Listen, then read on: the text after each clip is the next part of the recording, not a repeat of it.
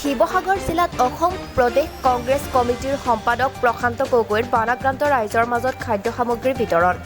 শিৱসাগৰ জিলাৰ পানবেছা পঞ্চায়তৰ অধীনৰ লুৰুকি অঞ্চলৰ ৰাইজৰ মাজত খাদ্য সামগ্ৰী বিতৰণ কৰিলে অসম প্ৰদেশ কংগ্ৰেছ কমিটিৰ সম্পাদক প্ৰশান্ত গগৈয়ে।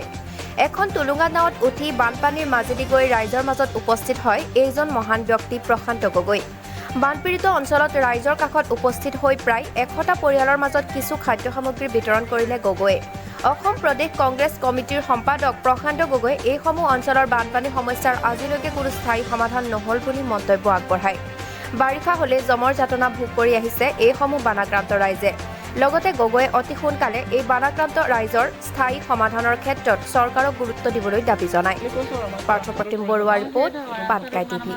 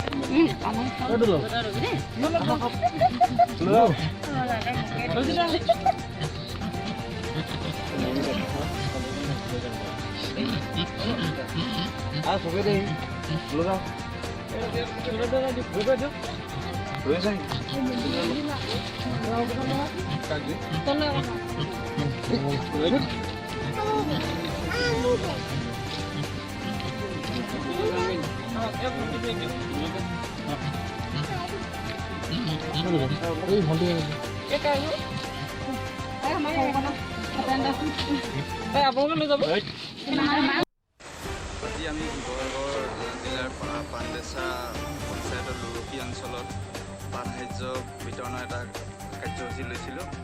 আমি কিছু খাদ্য সামগ্ৰী বিতৰণ কৰিছোঁ। ইয়াৰ দ্বাৰা প্ৰায় 100টা পৰিয়ালক ইয়াৰ দ্বাৰা সামৰি লোৱা হৈছে। আমাৰ এই কাৰ্যসূচীৰ দ্বাৰা যদি এই বানপীড়িত অঞ্চলৰ এই লোকসকলে যদি কিছু পৰিমাণে হ'লেও উপকৃত হয়, আমি খুব আনন্দিত হ'ম। কিন্তু মূল কথাটো হ'ল আজি শিৱসাগৰ পানবেছা হওক, দিচাংমুখ হওক, এই অঞ্চলত আজি এই বছৰৰ এইটো 4ৰ্থতম বান। মই সেইকাৰণে চৰকাৰক অনুৰোধ জনাইছোঁ, এই বানপানী সমস্যাটোক এটা স্থায়ী সমাধানৰ ব্যৱস্থা কৰক, এটা বিজ্ঞানসন্মত ব্যৱস্থাৰ যোগেদি সমাধানৰ ব্যৱস্থা কৰক। নহ'লে এই ৰাইজে যিজনে জীয়াতু ভুগি আছে, আপোনালোকে নিজেই প্ৰত্যক্ষ কৰিছে। প্ৰত্যেক আজি ৰাস্তা নাই, এই অঞ্চলৰ নাৱলৈ মানুহ আহিবলগীয়া হৈছে।